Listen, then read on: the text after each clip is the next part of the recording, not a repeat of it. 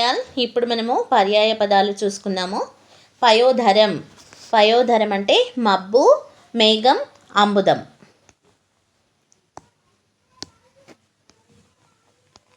మబ్బు, మేఘం, అంబుదం.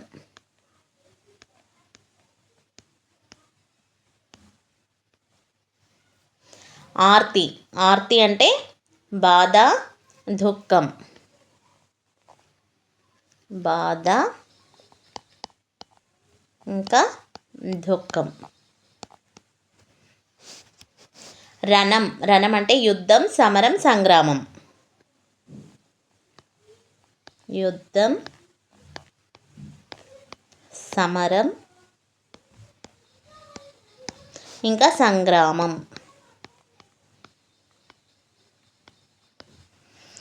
Last fourth one వచ్చేసి ఉదకం. ఉదకం అంటే నీరు ఇంకా జలం.